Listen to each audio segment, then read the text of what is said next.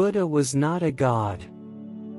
He was a human being, like you and me, and he suffered just as we do. If we go to the Buddha with our hearts open, he will look at us, his eyes filled with compassion, and say, because there is suffering in your heart, it is possible for you to enter my heart. The layman Vimalakirti said, because the world is sick, I am sick. Because people suffer, I have to suffer. This statement was also made by the Buddha. Please don't think that because you are unhappy, because there is pain in your heart, that you cannot go to the Buddha. It is exactly because there is pain in your heart that communication is possible. Your suffering and my suffering are the basic condition for us to enter that Buddha's heart, and for the Buddha to enter our hearts. For 45 years, the Buddha said, over and over again, I teach only suffering and the transformation of suffering. When we recognize and acknowledge our own suffering, the Buddha, which means the Buddha in us, will look at it, discover what has brought it about, and prescribe a course of action that can transform it into peace, joy, and liberation. Suffering is the means that Buddha used to liberate himself, and it is also the means by which we can become free. The ocean of suffering is immense, but if you turn around, you can see the land. The seed of suffering in you may be strong, but don't wait until you have no more suffering before allowing yourself to be happy. When one tree in the garden is sick, you have to care for it.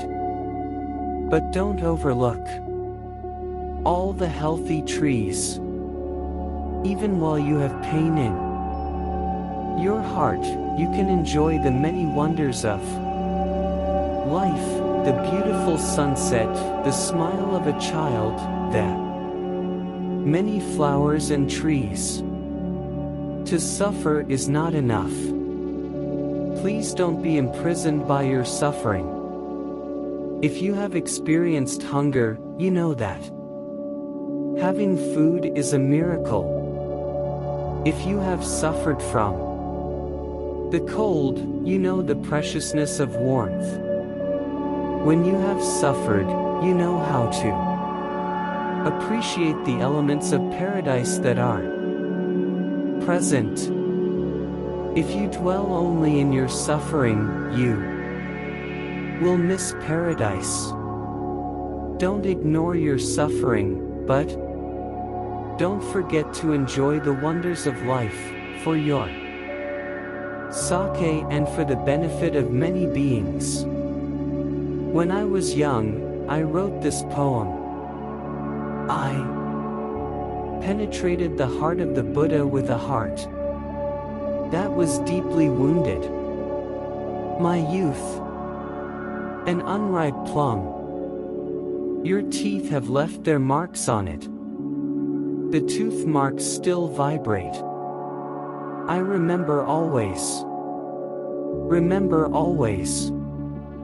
Since I learned how to love you, the door of my soul has been left wide open to the winds of the four directions. Reality calls for change. The fruit of awareness is already ripe, and the door can never be closed again. Fire consumes this century, and mountains and forests bear its mark. The wind howls across my ears. while the whole sky shakes violently in that snowstorm. Winter's wounds lie still, missing the frozen blade, restless, tossing and turning, in agony all night. The fruit of awareness is ripe, in Call Me by My True Names, the collected poems of Thich Nhat Hanh, Berkeley, Parallax Press, 1993, page 59. I grew up in a time of war.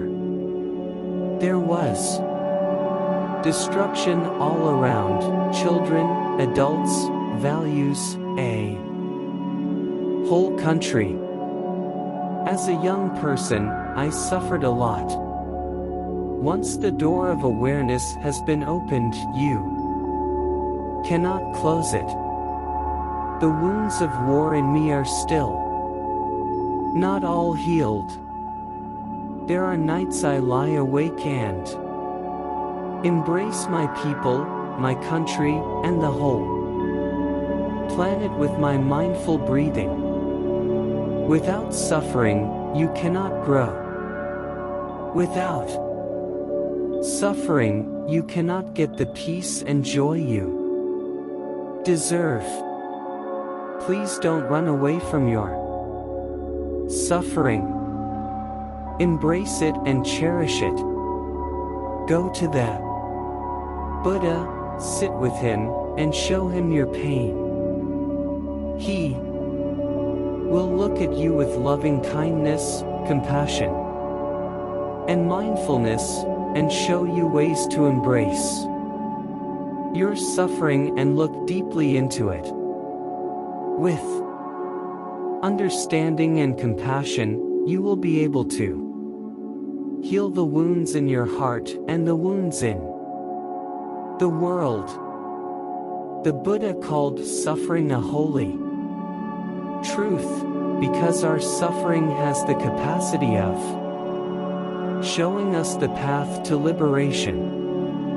Embrace your suffering and let it reveal to you the way to peace.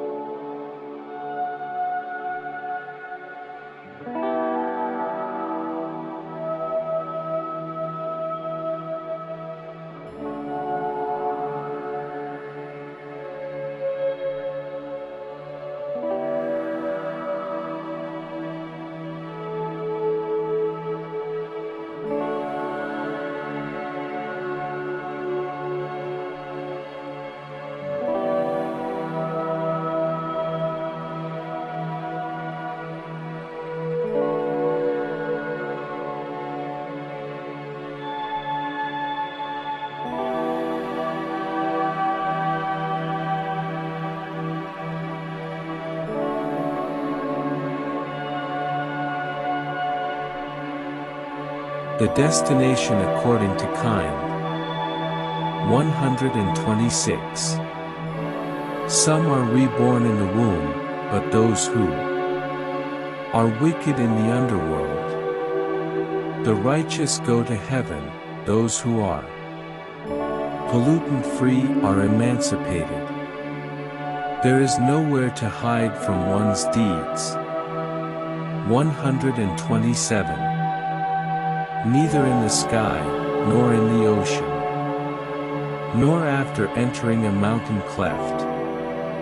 There is no place found on this earth where one is free from the results of wicked deeds. There is nowhere to hide from death. 128. Neither in the sky, nor in the ocean, nor after entering a mountain cleft.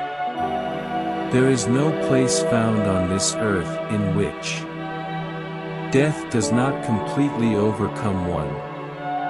Comparing oneself with others. 129. Everyone trembles at the stick. Everyone is in fear of death. Comparing oneself with others. One should not hurt or have them hurt. 130. Everyone trembles at the stick. For all of them their life is dear. Comparing oneself with others. One should not hurt or have them hurt. The desire for happiness. 131.